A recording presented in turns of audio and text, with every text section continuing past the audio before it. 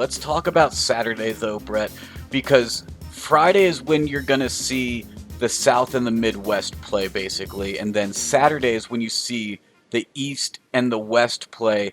And right off the bat, we have two teams that we've talked about a lot in the past few episodes, Georgetown and Colorado. And Brett, you've liked both of these teams recently. They've been good to you. So how are you dealing with this? Yeah, I mean, I told you, Higgins. Colorado's a team I think is built for March, well coached, and with upperclassman point guard and McKinley Wright, and I think Colorado minus 5.5. Not enough respect being given to Colorado. I think people are giving a lot of respect to Georgetown. They just won a Big East championship game, but this is the next step for this program. Georgetown. It's been a while since they've been in the NCAA tournament. Higgins.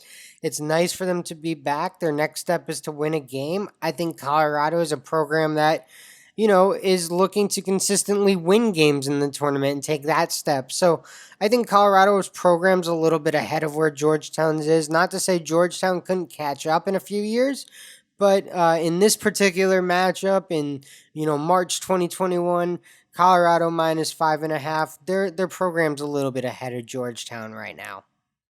My bracket might disagree with you. Well, you needed 12-5. You just took the wrong one. You took Nova. No, you're supposed to take Colorado, Higgins.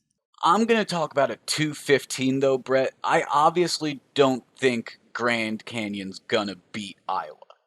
I think Iowa's built for March, kind of like what you were saying with Colorado. I like Iowa as a team, but Grand Canyon is an interesting matchup for them right out the gate. They have a 7-footer, 270-pound senior to match up against Luca. So I think that might be to the book's favor for Grand Canyon. Plus 14.5. I think you can keep it within that margin, so I'm going to put a unit on that. My hope is that you become Grand Canyon's second most famous fan because you're not going to catch Frankie Muniz, but you could be second, Higgins. Yeah, Ashbourne Midgard. 7-footer, 270-pounder from Denmark. I'll be his biggest fan. Frankie can be the biggest fan of Grand Canyon. I'll be this guy's biggest fan. 7'2" from Denmark. Okay. Well, hey, Syracuse. There's some footers in Denmark. We should start looking over there. Absolutely. That's who I like in the West, and we're gonna get back into the West in a little bit, Brett. But let's talk about the East. And I like another one of these for a similar reason. Abilene Christian against Texas. One of the things I didn't mention about Grand Canyon is they're the fifth best team at covering the spread in the country in all of the NCAA this year. It's pretty nice when you're playing against a Texas team that is, or when they're playing against an Iowa team that hasn't been all fantastic against the spread. They're just over 500.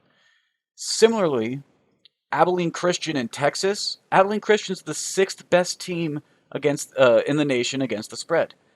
Texas, Texas is about 500 against the spread. So I'm gonna go with Abilene Christian, who it's also a state rivalry a little bit for Abilene Christian, not for Texas. Texas is gonna be like Abilene who, and they're gonna see some disrespect with that. Wildcats get your head in the game, +9, taking them on the spread. They don't have to win, just cover. Don't have to win, just cover.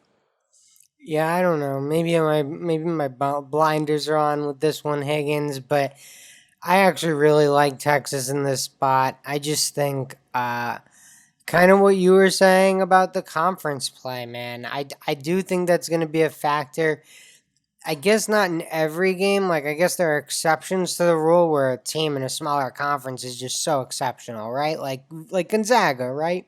Yes. But Abilene Christian, they're not Gonzaga yet. So I think Texas in this one. I also, just to preview a little something here, Higgins, Texas in my Final Four. Now, they're not beating Gonzaga or anything like that, but they're there. And they saying, hey, what's up? We're here. They're saying hi a little bit. They're waving. Yeah, they're here. They get to make the trip from Indy to Indy. Okay. Okay. Well, That's my last pick for Saturday, Brett, and that's one of the last games of the night. It's not the last game of the night, though, is it? No, but I'm on another game in the East before I get to the last game in the Oh, night, I'm sorry. Higgins. I jumped you with, yeah, I did jump you. All I'm sorry. good, all good. I'm taking my first small conference guy here. Saint Bonaventure takes on LSU, and the Bonnies win the A10 tournament, win the A10 outright, and get disrespected in the 8-9 game. That is brutal, Higgins. 1.5 point dogs plus 106 on the money line, Higgins. I'm not having that disrespect. I'm rolling with Woj. I'm rolling with the Bonnies plus 106 on the money line. Okay, on the money line. I've been sticking with the spread, trying to find some value with those early lines there. You're confident you're betting on one of your bracket upsets, aren't you, a little bit? Uh, A little bit. I think the Bonnies are, they're one of these Houstons. They're one of these Gonzagas. They're an elite team from a conference that may not be the SEC, the ACC, the Big Ten, the Big 12.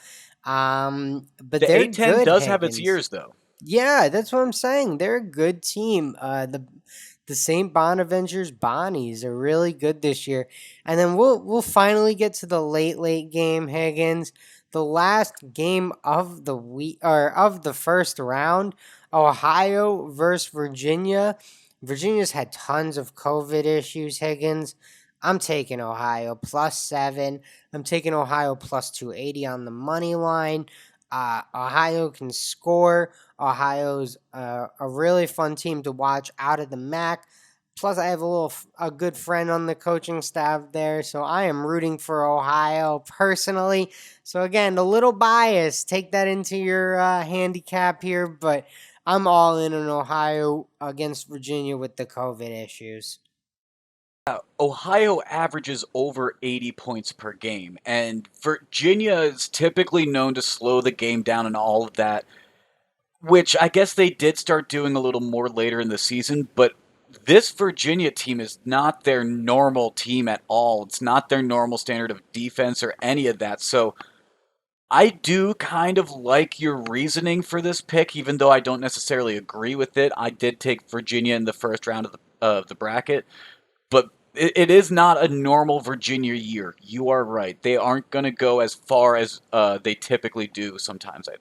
I think this Yeah, is going to be an early out for them I this year. mean, it's just the tough circumstances for Virginia with the late arrival to Indianapolis. They're not going to have the opportunity to practice there. So this screams Ohio to me, Higgins. You know, different year, different circumstances. Virginia could probably get Ohio, but unfortunately, Virginia got hit with the COVID bug as the conference tournaments were wrapping up. They beat Syracuse, then didn't get to play their next game against Georgia Tech.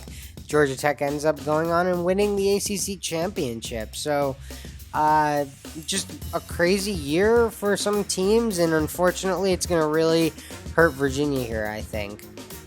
Absolutely.